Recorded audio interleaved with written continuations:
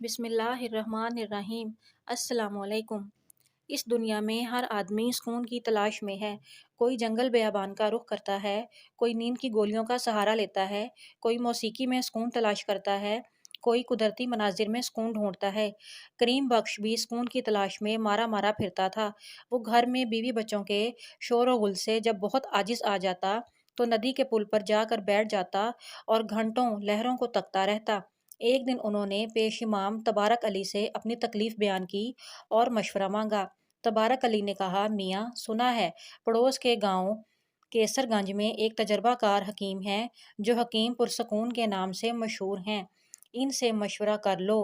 اگلے دن کریم بخش اپنے گدھے پر سوار ہو کر حکیم صاحب کے مطب پہنچ گئے۔ حکیم صاحب گاؤ تکیے سے ٹیک لگائے سکون سے خراٹے لے رہے تھے۔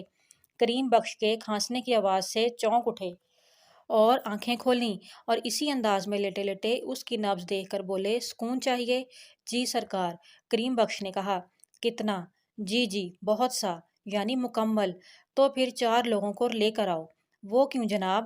بھائی مکمل سکون تو نہر کے پل پار والے قبرستان میں ہی مل سکتا ہے۔ نہیں جی اتنا نہیں، بس میں گھر میں بیوی بچوں کے غل گپاڑے سے پریشان ہوں، 1 منٹ سکون سے نہیں گزرتا۔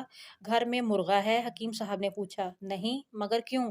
کریم بخش نے اس بے تکے سوال کو سن کر کہا، آج ہی لے لو اور بس اب بھاگ جاؤ۔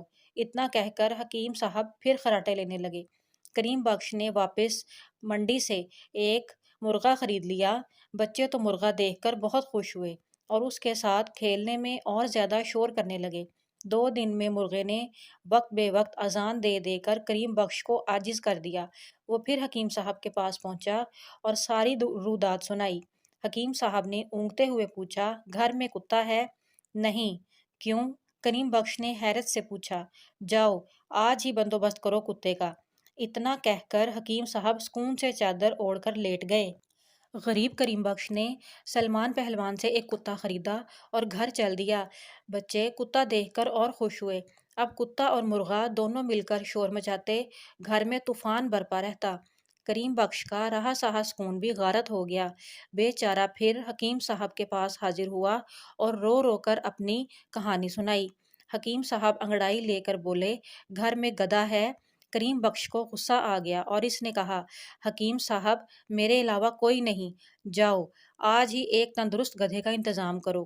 کریم بخش نے بھولو دھوبی سے ایک کتا خرید لیا۔ اب رات کو مرغے، کتے اور گدھے نے جو غل مچانا شروع کیا تو محلے والے اکٹھے ہو گئے اور کہا، کریم بخش تم نے اپنے ساتھ ساتھ ہمارا سکون بھی غارت کر دیا، فوراً ان جانوروں کو یہاں سے نکالو۔ کریم بخش پھر حکیم صاحب کے پاس پہنچے اور اپنی کہانی سنائی۔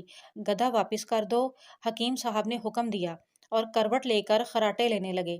کریم بخش نے واپس آ کر آدھی قیمت پر گدھا بھولو کو واپس کر دیا۔ گدھے کے جانے سے اگلے دن اس کو کافی اچھی نیند آئی اور کچھ سکون میسر آیا۔ اگلے دن اس نے حکیم صاحب کو یہ خوشخبری سنائی، کتے سے بھی پیچھا چھڑواؤ۔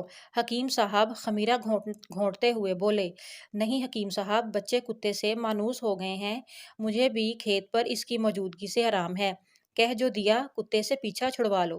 حکیم صاحب زور دے کر بولے۔ کتے کے جانے کے بعد تو کریم بخش کو سناٹا سا محسوس ہونے لگا، سکون کچھ زیادہ ہو گیا تھا۔ اس نے صورتحال حکیم صاحب کو جا کر سنائی، مرغے کو بھی حلال کر ڈالو۔ حکیم صاحب نے مشورہ دیا۔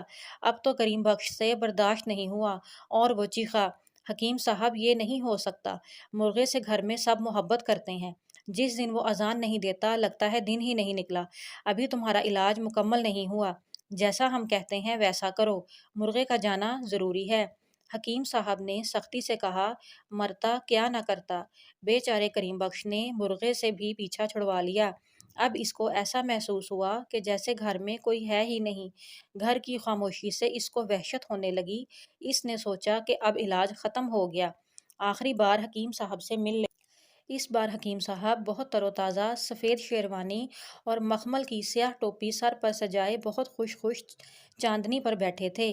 جب کریم بخش نے گھر کے پرسکون حالات سے آگاہ کیا تو حکیم صاحب نے مسکرا کر کہا، اب تم ایک آخری کام اور کر لو، وہ یہ ہے کہ بیوی کو بچوں کے ساتھ میکے بھیج دو، ان سے بھی پیچھا چھڑواؤ۔ یہ سن کر تو کریم بخش غصے کو برداشت نہ کر سکا، اس نے چیخ کر کہا، حکیم صاحب، اب تک میں آپ کے لحاظ میں کچھ نہیں بولا، اب آپ نے بے تکے مشوروں کی حد کر دی۔ میں ہرگز اپنے بیوی بچوں کے بغیر نہیں رہ سکتا، سارا سکون اور خوشیاں انہی کے دم سے تو ہیں۔ اگر ایک دن کے لیے بیوی بچے چلے جاتے ہیں تو مجھے گھر کی خاموشی کاٹنے کو دوڑتی ہے۔ اب میرے گھر میں مکمل سکون ہے، اب میں آپ کے کسی مشورہ پر عمل نہیں کروں گا۔ یہ سن کر حکیم صاحب نے کریم بخش کو اپنے قریب آنے کا اشارہ کیا، پھر اس کے سر پر شفقت سے ہاتھ پھیر کر کہا، کریم بخش، میری یہ تمام باتیں تمہارے علاج کا حصہ تھیں۔ تمہیں اس حقیقت کا احساس ہی نہیں تھا کہ سکون انسان کے اندر ہوتا ہے۔ جو انسان اپنے اندر سکون تلاش کرتا ہے وہی زندگی کامیاب اور مطمئن رہتا ہے۔ جاؤ اب اپنے بچوں کے ساتھ سکون اور آرام سے زندگی بسر